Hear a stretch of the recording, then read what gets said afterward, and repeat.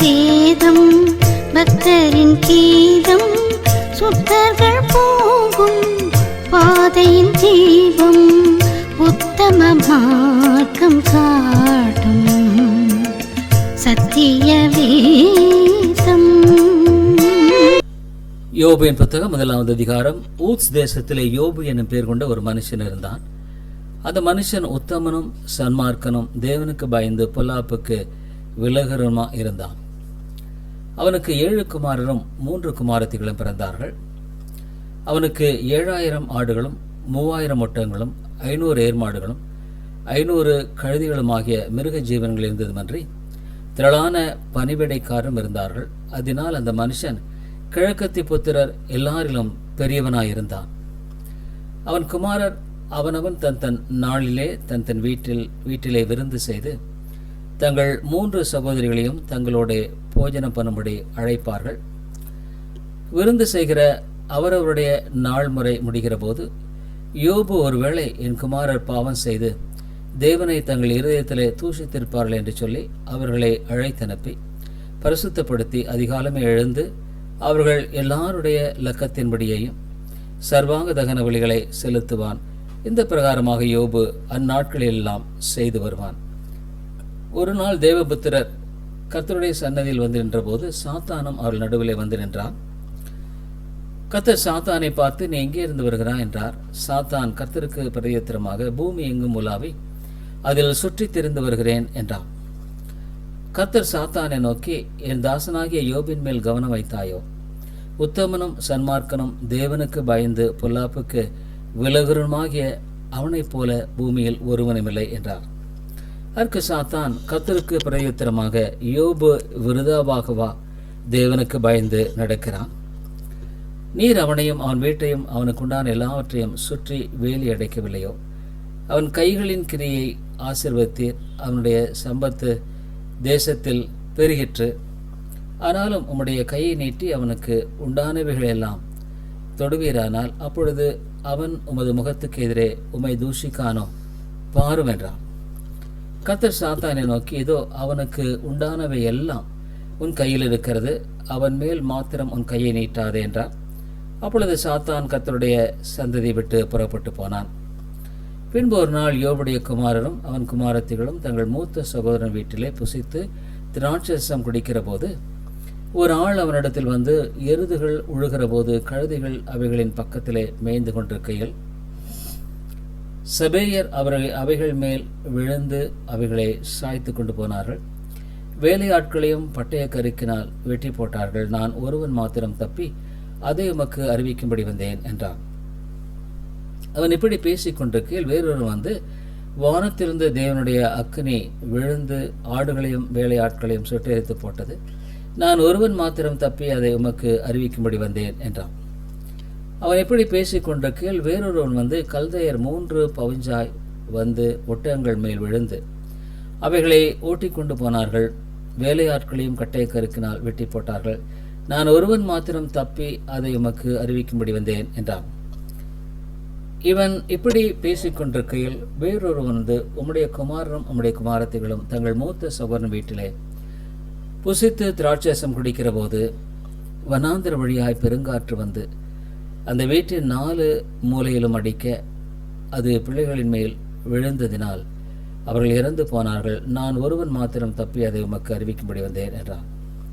அப்பொழுது யோபு எழுந்திருந்து தன் சால்வையை கிழித்து தன் தலையை சிரைத்து தரையிலே விழுந்து பணிந்து, நிர்வாணியாய் என் தாயின் கற்பத்திலிருந்து வந்தேன், நிர்வாணியாய் அவ்விடத்துக்கு திரும்பேன். கர்த்தர் கொடுத்தார், கர்த்தர் எடுத்தார், கர்த்தருடைய நாமத்துக்கு ஸ்தோத்திரம் என்றார். இவை எல்லாவற்றிலும் யோபு பாவம் செய்யவும் இல்லை, தேவனை பற்றி குறை சொல்லவும் இல்லை. யோபுவின் புத்தகம் 2 அதிகாரம். பின்னொரு நாளிலே தேவபுத்திரர் கர்த்தருடைய சன்னதியில் வந்து நின்றபோது சாத்தானும் அவர்கள் நடுவிலே கர்த்தருடைய சன்னதியில் வந்து நின்றான். கர்த்தர் சாத்தானை பார்த்து, நீ எங்கே இருந்து வருகிறாய் என்றார். சாத்தான் கர்த்தருக்கு பிரதியுத்தரமாக, பூமி எங்கும் உலாவி அதில் சுற்றி திரிந்து வருகிறேன் என்றார். அப்பொழுது கர்த்தர் சாத்தானை நோக்கி, நீ என் தாசனாகிய யோபின் மேல் கவனம் வைத்தாயோ? உத்தமனும் சன்மார்க்கனும் தேவனுக்கு பயந்து பொல்லாப்புக்கு விலகுவனுமான மனுஷனாகிய அவனைப் போல பூமியில் ஒருவனுமில்லை. முகாந்திரமில்லாமல் அவனை நிர்மூலமாக்கும்படி நீ என்னை ஏவின போதிலும் அவன் இன்னும் தன் உத்தமத்திலே உறுதியாய் நிற்கிறான் என்றார். சாத்தான் கர்த்தருக்கு பிரதியுத்தரமாக, தோலுக்கு பதிலாக தோலையும் தன் ஜீவனுக்கு பதிலாக தனக்குண்டான எல்லாவற்றையும் மனுஷன் கொடுத்து விடுவான். ஆனாலும் நீர் உம்முடைய கையை நீட்டி அவன் எலும்பையும் அவன் மாம்சத்தையும் தொடுவீரானால் அப்பொழுது அவன் உமது முகத்துக்கு எதிரே உம்மை தூஷிக்கானோ பாரும் என்றான். அப்பொழுது கர்த்தர் சாத்தான் நோக்கி, இதோ அவன் உன் கையில் இருக்கிறான், ஆகிலும் அவன் பிராணனை மாத்திரம் தப்பிவிடு என்றார். அப்பொழுது சாத்தான் கர்த்தருடைய சந்ததியை விட்டு புறப்பட்டு யோபின் உள்ளங்கால் தொடங்கி அவன் உச்சந்தலை மட்டும் கொடிய பருக்களால் அவனை வாதித்தான். அவன் ஒரு ஓட்டை எடுத்து தன்னை சுரண்டி கொண்டு சாம்பலில் உட்கார்ந்தான். அப்பொழுது அவன் மனைவி அவனை பார்த்து, நீர் இன்னும் உம்முடைய உத்தமத்தில் உறுதியாய் நிற்கிறீரோ? தேவனை தூஷித்து ஜீவனை விடும் என்றாள். அதற்கு அவன், நீ பைத்தியகாரி, பேசுகிறது போல பேசுகிறாய். தேவன் கையிலே நன்மையை பெற்ற நாம் தீமையும் பெற வேண்டாமோ என்றான். இவைகள் எல்லாவற்றிலும் யோபு தன் உதடுகளினால் பாவம் செய்யவில்லை. யோபுடைய 3 சிநேகிதராகிய தோமானியனான எலிப்பாசும் சூகியனான பில்தாதும் நாக மாத்தியனான சோப்பாரும் யோபுக்கு நேரிட்ட தீமைகள் யாவையும் கேள்விப்பட்ட போது அவனுக்காக பரிதவிக்கவும் அவனுக்கு ஆறுதல் சொல்லவும் ஒருவரோடொருவர் யோசனை பண்ணி கொண்டு அவரவர் தங்கள் ஸ்தலங்களிலிருந்து வந்தார்கள். அவர்கள் தூரத்தில் வருகையில் தங்கள் கண்களை ஏறெடுத்து பார்த்தபோது அவனை உரு தெரியாமல் சத்தமிட்டு அழுது அவரவர் தங்கள் சார்பையை கிழித்து வானத்தை பார்த்து தங்கள் தலைகள் மேல் புழுதியை தூற்றிக்கொண்டு வந்து அவன் துக்கம் மகா கொடிய துக்கம் என்று கண்டு ஒருவரும் அவனோட ஒரு வார்த்தையும் பேசாமல் இரவு பகல் 7 நாள் அவனோட கூட தரையிலே உட்கார்ந்திருந்தார்கள். யோபின் புத்தகம் 3வது அதிகாரம். அதற்கு பின்பு யோபு தன் வாயை திறந்து தான் பிறந்த நாளை சபித்து வசனித்து சொன்னது என்னவென்றால், நான் பிறந்த நாளும் ஒரு ஆண் பிள்ளை உற்பத்தியாயிற்றென்று சொல்லப்பட்ட ராத்திரியும் அழிவதாக, அந்த நாள் அந்தகாரப்படுவதாக, தேவன் உயிர்த்திருந்து அதை விசாரியாமலும் ஒளி அதன் மேல் பிரகாசியாமலும் அந்தகாரம் மரண இருளும் அதை கரைப்படுத்தி மப்பு அதை மூடி மந்தார நாளின் பயங்கரங்கள் அதை அருக்களிப்பாக்குவதாக, அந்த ராத்திரி அந்த அந்தகாரம் பிடிப்பதாக, வருஷத்தின் நாட்களில் அது சந்தோஷப்படுகிற நாளாயிராமலும் மாதங்களின் கணக்கிலே அது வராமலும் போவதாக, அந்த ராத்திரி தனிமையாய் இருப்பதாக, அதிலே கம்பீர சத்தம் இல்லாமற் போவதாக, நாளை சபிக்கிறவர்களும் லிவியாதானை எழும்ப பண்ண தக்கவர்களும் அதை சபிப்பார்களாக. அதன் அஸ்தமான காலத்தில் தோன்றிய நட்சத்திரங்கள் 2 அது எதிர்பார்த்திருந்த வெளிச்சம் உண்டாகாமலும் விடியற் காலத்து வெளுப்பை அது காணாமலும் இருப்பதாக, நான் இருந்த கற்பத்தின் வாசலை அது அடைக்காமலும் என் கண்கள் காண்கிற வருத்தத்தை மறைத்து விடாமலும் இருந்ததே. நான் கற்பத்தில் தானே அழியாமலும் கற்பத்திலிருந்து புறப்படுகிற போதே சாகாமலும் போனதென்ன? என்னை ஏந்திக் கொள்ள மடியும் நான் பாலுண்ண ஸ்தனங்களும் உண்டாயிருந்ததென்ன? அப்படி இல்லாதிருந்தால் அசையாமல் கிடந்து அமர்ந்திருந்து பாழ் நிலங்களில் தங்களுக்கு மாளிகை கட்டின பூமியின் ராஜாக்களோடும் மந்திரிமார்களோடும் அல்லது பொன்னை உடையவர்களும் தங்கள் வீடுகளை வெள்ளியினால் நிரப்பினர்களுமான பிரபுக்களோட கூட நான் இப்பொழுது தூங்கி இளைப்பாறுவேனே, அல்லது வெளிப்படாத முதிரா பிண்டம் போலவும் வெளிச்சத்தை காணாத சிசுக்கள் போலவும் இருப்பேனே.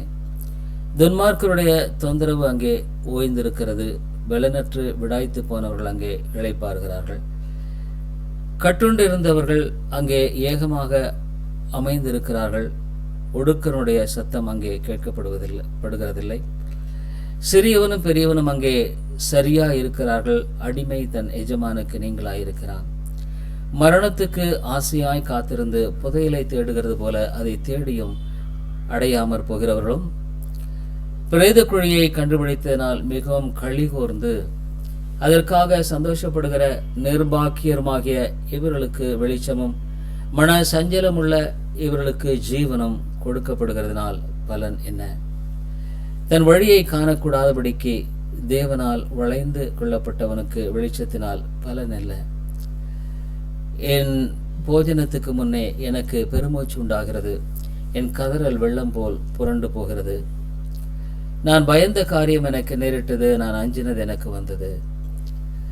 எனக்கு சுகமில்லை, சுகமும் இல்லை, இளைப்பாறுதலும் இல்லை, அமைதலும் இல்லை, எனக்கு தத்தளிப்பை நேரிட்டது. யோபின் புத்தகம் 4வது அதிகாரம். அப்பொழுது தேமானியனாகிய எலிப்பாஸ் பிரதியுத்தரமாக, நாங்கள் உம்முடனே பேச துணிந்தால் ஆயாசப்படுவீரோ? ஆனாலும் பேசாமல் அடக்கிக் கொள்ளத்தக்கவன் யார்? இதோ நீர் அநேகருக்கு புத்தி சொல்லி இளைத்த கைகளை திடப்படுத்தினீர். விழுகிறவனை உம்முடைய வார்த்தைகளால் நிற்க பண்ணி தள்ளாடுகிற முழங்கால்களை பலப்படுத்தினீர். இப்பொழுதோ துன்பம் உமக்கு நேரிட்டபடியினால் ஆயாசப்படுகிறீர். அது உம்மை தொட்டதினால் கலங்குகிறீர். உம்முடைய தேவ பக்தி உம்முடைய உறுதியாயும் உம்முடைய வழிகளின் உத்தமம் உம்முடைய நம்பிக்கையாயும் இருக்க வேண்டியதல்லவோ? குற்றமில்லாமல் அழிந்தவன் உண்டோ? சன்மார்க்கர் அதம் பண்ணப்பட்டது எப்போ? இதை நினைத்து பாரும். நான் கண்டிருக்கிறபடி அநியாயத்தை உழுது தீவினையை விதைத்தவர்கள் அதையே அறுக்கிறார்கள். தேவனுடைய சுவாசத்தினாலே அவர்கள் அழிந்து அவருடைய நாசியின் காற்றினாலே நிர்மூலமாகிறார்கள். சிங்கத்தின் கர்ஜிப்பும் துஷ்ட சிங்கத்தின் முழக்கமும் அடங்கும். பாலசிங்கங்களின் பற்களும் தகர்ந்து போகும். கிழைச்சிங்கம் இரையில்லாமல் மாண்டு போகும். பாலசிங்கங்கள் சிதறுண்டு போகும். இப்போதும் ஒரு வார்த்தை என்னிடத்தில் இரகசியமாக அறிவிக்கப்பட்டது. அதனுடைய மெல்லிய ஓசை என் செவியில் விழுந்தது. மனுஷர் மேல் அயர்ந்த நித்திரை இறங்குகையில் ராத்தரிசனங்களில் பலவித தோற்றங்கள் உண்டாகும் போது திகிலும் நடுக்கம் என்னை பிடித்தது. என் எலும்புகளெல்லாம் நடுங்கினது. அப்பொழுது ஒரு ஆவி என் முகத்துக்கு முன்பாக கடந்தது. என் உடலின் மயிர் சிலிர்த்தது. அது ஒரு போல என் கண்களுக்கு முன் நின்றது. ஆனாலும் அது என் ரூபம் இன்னதென்று விளங்கவில்லை. அமைதல் உண்டாயிற்று. அப்பொழுது நான் கேட்ட சத்தமாவது, மனுஷன் தேவனை பார்க்கலும் நீதிமானாயிருப்பானோ? மனுபுத்திரன் தன்னை உண்டாக்கினவரை பார்க்கலும் சுத்தமாயிருப்பானோ? கேளும், அவர் தம்முடைய பணிவிடைக்காரிடத்தில் நம்பிக்கை வைப்பதில்லை. தம்முடைய தூதரின் மேலும் புத்தியனத்தை சுமத்துகிறாரே. புழுதியில் அஸ்திபாரம் போட்டு மண் வீடுகளில் வாசம் பண்ணி புட்டு பூச்சியால் அரிக்கப்படுவர்கள் மேல் அவர் நம்பிக்கை வைப்பது எப்படி? காலை முதல் மாலை வரைக்கும் மடிந்து கவனிப்பார் ஒருவருமில்லாமல் நித்திய அழிவடைகிறார்கள். அவர்கள் இருக்கிற அவர்களுடைய மேன்மை போய்விடுமல்லவோ? ஞானமடையாமல் சாகிறார்களே என்று சொன்னான். சத்திய வேதம் பக்தரின் கீதம், சுத்தர்கள் போகும் பாதையின் தீபம், உத்தம மார்க்கம் காட்டும். சத்திய